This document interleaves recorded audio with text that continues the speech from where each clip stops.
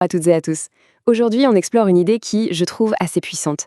Et si la sérénité, ce n'était pas de fuir le monde, mais plutôt de construire sa propre stabilité au cœur même de ce monde.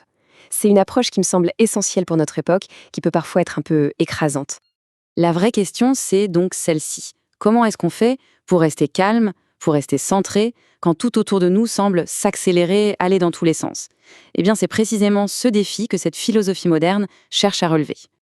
D'accord. Alors là, on entre dans le vif du sujet.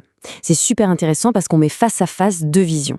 D'un côté, l'idée traditionnelle de la sérénité, l'absence de bruit, une sorte de retrait silencieuse, l'évasion ensemble. Mais l'approche du XXIe siècle, elle, redéfinit tout ça. La sérénité devient une force active, c'est une stabilité dans le mouvement. C'est un engagement total plutôt qu'une fuite, et c'est l'action qui remplace la passivité. Ça change complètement la perspective. Alors, comment on fait pour cultiver cette nouvelle forme de sérénité? Ce n'est pas une solution miracle, attention, c'est un véritable art de vivre, quelque chose de structuré, de réfléchi. Et le cœur de cet art de vivre, il repose sur un cadre qui est à la fois simple et très profond. Il s'agit de 3 piliers qui s'appuient les uns sur les autres pour créer un équilibre durable. Allons voir le premier. Le tout premier pilier, c'est la fondation de tout le reste. On l'appelle la lucidité. L'idée, c'est qu'avant de pouvoir changer quoi que ce soit, il faut d'abord apprendre à voir les choses, et se voir soi-même avec une clarté totale. C'est vraiment le point de départ. Donc, la lucidité. Dans un monde qui se bat en permanence pour capter notre attention, voir clairement est présenté comme un véritable acte de résistance. Il ne s'agit pas juste de regarder, mais de voir, vraiment, sans tous les filtres qu'on a l'habitude de mettre, la peur, le désir ou, bien sûr, la distraction numérique. Bon, mais comment on y arrive à cette lucidité? Le processus se fait en 3 temps. D'abord, le constat. Il s'agit d'accepter la réalité telle qu'elle est, vraiment telle qu'elle est. Ensuite vient la pratique, avec des outils comme la pleine conscience pour observer ses émotions sans jugement et une touche de stoïcisme pour se concentrer uniquement sur ce qu'on peut contrôler. Et l'objectif final, c'est quoi? C'est de voir clair pour arrêter d'être une victime des circonstances, pour ne plus subir, mais commencer à agir. Une fois qu'on a réussi à ouvrir les yeux avec lucidité, l'étape logique d'après, c'est de donner un sens à ce qu'on voit. Et c'est là qu'intervient le deuxième pilier. Ce deuxième pilier, c'est la sagesse. L'idée forte ici, c'est que la peur se nourrit de l'inconnu, de l'ignorance. Donc, apprendre en profondeur, ce n'est pas juste accumuler des faits, non, c'est transformer ce flot constant d'informations en une véritable compréhension du monde. La démarche, c'est d'essayer de comprendre les grands systèmes qui nous entourent. Pour la pratique, on parle de dialogue socratique pour échanger des idées, de lecture critique, et aussi d'apprendre de ses échecs, ce qu'on appelle l'antifragilité. Le but est à la fois simple et puissant, réussir à donner du sens au chaos pour apaiser son esprit. On passe maintenant au dernier pilier, celui qui met tout en mouvement.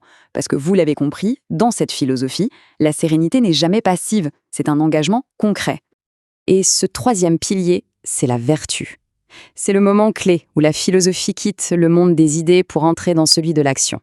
C'est vraiment ça qui transforme un concept en un véritable art de vivre. L'éthique derrière ce pilier, c'est de choisir des actions justes. Mais ce qui est vraiment malin, c'est la pratique. Au lieu de se sentir complètement paralysé par l'ampleur des problèmes du monde, l'idée c'est de faire sa part. Un peu comme dans la légende du colibri. On se concentre sur ce qu'on peut faire, là, tout de suite. Et c'est comme ça qu'on trouve de la joie, dans cette contribution concrète au bien commun. Et bien sûr, cet engagement, il commence par soi-même, avec des actions très concrètes. Une nutrition adaptée, de l'exercice, la respiration, la méditation. Ce sont toutes ces pratiques qui viennent ancrer la philosophie dans notre corps et notre quotidien. Finalement, tout se résume à cette phrase, qui est une sorte de boucle de rétroaction positive. Parce que j'ouvre les yeux, avec lucidité, je comprends mieux le monde, ce qui me permet d'agir positivement. En gros, voir clairement nous aide à mieux comprendre, et mieux comprendre nous permet d'agir plus justement. C'est logique. Et ça nous amène à la grande synthèse de cette philosophie. Parce que ce n'est pas juste une liste d'étapes à suivre les unes après les autres, non, c'est un cycle dynamique qui se renforce lui-même. Regardez comment tout ça s'emboîte. On commence par voir avec lucidité.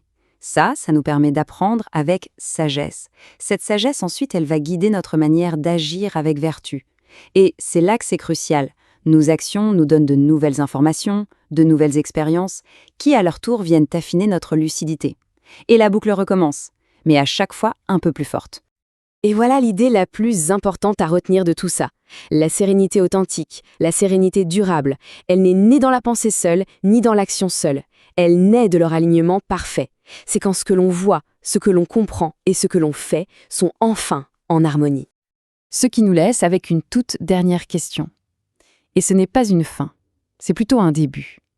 Face à cette grande idée, la question la plus importante est peut-être aussi la plus simple. Où est-ce que ça commence? Sa première action positive.